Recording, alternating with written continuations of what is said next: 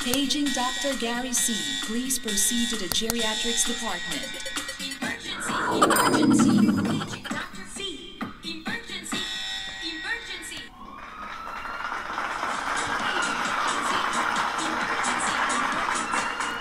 Ay, hello po sa inyo lahat. Si Dr. Gary C. po ito at nanonood kayo ng Gabay sa Kalusugan. Ang pag-uusapan po natin ay itong isang pangkaraniwang gamot na tinatawag na clopidogrel. All you need to know, para saan po ba ito, bakit nyo iniinom, kailangan bang inumin, o ano mga posibleng hindi magandang epekto nito. Pag-uusapan natin yan. So kung ready na kayo, ready na ako. Diretso na tayo. Okay. Alam niyo po, itong clopidogrel ay isang uri ng gamot na binibigay para makaiwas ang salita prevention ng heart attack o kaya stroke. Pero binibigay din to sa mga tao may sakit sa puso o yung recently nagkaroon ng heart attack o recently nagkaroon ng stroke or may mga problema na may kinalaman sa pagdaloy ng dugo, yung tinatawag na peripheral vascular diseases.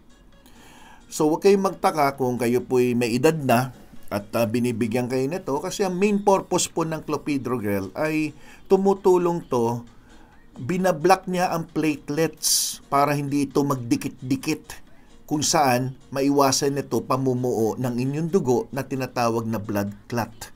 Na pwede niyang blood clot na yan o namuong dugo ay mapunta sa mga ugat ninyo na medyo maselan tulad ng utak o kaya sa puso. Kaya heart attack and stroke na tinatawag. So ang clopidogrel ay kilalang anti-platelet drug.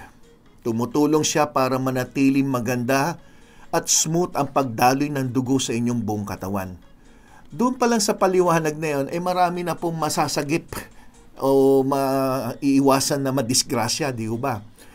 So ang clopidogrel ay ginagamit minsan in combination with aspirin dahil ang main purpose nito ay makatulong ma-improve yung mga taong may pagsakit ng dibdib na pwedeng humantong sa heart attack, unstable angina, o kaya to keep your blood vessel open para nakabukang inyong ugat to prevent blood clots from certain procedure. Halimbawa, kung kayo po ay lalagyan ng stent, yung mga dumadaan doon sa mga angioplasty, halimbawa, binibigyan din ng clopidogrel. So, hindi ho to pwedeng inumin lang kung nagugustuhan kasi karamihan po ng mga pasyente, maganda pakiramdam ko, itigil ko.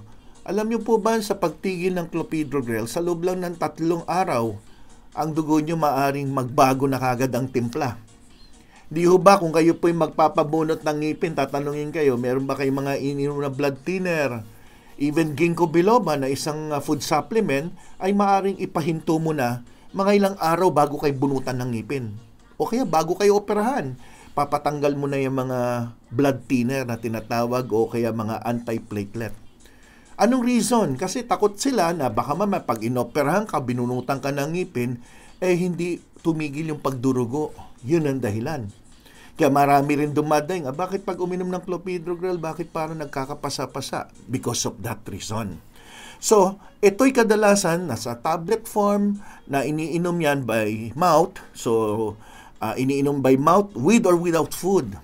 Kung tutuusin nyo, itong gamot na to, clopidogrel, pwedeng inumin may laman o walang laman ng tiyan.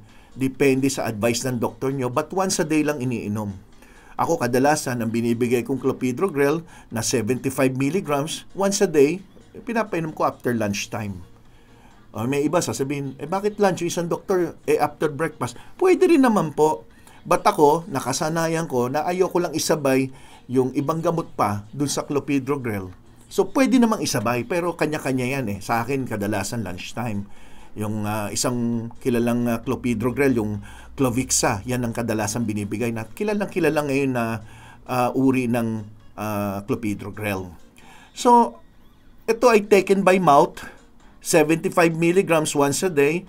May other doctors would recommend 150 milligrams, usually either dalawa or may nabibili sa US kasi na 150, isang capsule o isang tablet. So, once a day yon as loading sa unang inom. So, depende sa doktor nyo.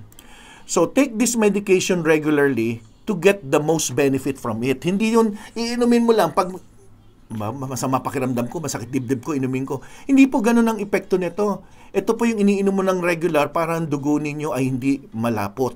Yan ang reason. Ngayon, anong common side effects naman? So, kung may magandang nagagawa, pag-usapan din natin yung mga possible side effects na pwedeng mangyari, pwedeng hindi naman mangyari sa isang pasyente. So, ano yung mga posibleng side effects? Number 1, easy bleeding or bruising. So, pag nasugatan, medyo matagal tumigil yung pagdurugo, madali magkapasa, may mailan-ilan na umiinom na to na minsan sumasakit ang sikmura o pakiramdam nila naduduwal o bloated. Minsan. Yung iba naman, madalas ang punta ng CR. O kaya yung iba naman, hirap dumumi. So, ito kadalasan ang mga pwedeng maramdaman, which are minor kung tutuusin, except for the bleeding. Siyempre, kung bleeding na, ibang usapan yan. So, bumalik kayo sa doktor nyo once na niresetahan kayo ng clopidogrel at naramdaman nyo, sinisikmura kayo, lalo na kung pagdumi nyo kulay itim o kaya sumusuka ka ng dugo, bumalik ka sa doktor nyo para either i-adjust o palitan ng ibang klaseng gamot. Although unlikely naman na magkaroon ng serious bleeding sa stomach, sa eyes o sa brain, minsan nangyayari din, mapula raw yung mata, pero bihirang-bihira naman mangyari yan. Clopidogrel can rarely cause very serious blood disorder tulad ng tinatawag na TTP, thrombotic thrombocytopenic purpura, kung saan naman sumobrang bagsak ang inyong platelet. Bihirang-bihira naman magkaroon ng ganyan. Symptoms may appear once anytime na nag-start kayo ng medication. So, sa first few days pa lang ng pag-inom nyo, kung talagang meron kang mga ganitong epekto, mararamdaman nyo na sa first few days pa lang. Minsan nga sa unang inom pa lang. So, please make sure to get medical help once na naramdaman nyo yung mga nabanggit ko, yung mga severe abdominal o stomach pain, uncontrolled bleeding ng gilagid o kaya ng ilong. Minsan, pag nagtetik ka ng blood thinner, pag nagtututbas kayo, panidugo yung gilagid nyo. Nangyayari po yon. Bloody or black stool, na binanggit ko kanina, once na uminom ka nito, tapos dumumi ka ng either maitim o dugo, please see your doctor. Lalo na kung may kasamang confusion, fever, extreme skin paleness, namumutla, purple skin patches, painting o hinihimatay, mabilis yung tibok ng puso, sudden severe headache, unusual na panghihina o palaging pagod, nagsusuka ng dugo, that pag tinignan mo para mga coffee ground bean, di ba? Kulay brownish ng konti.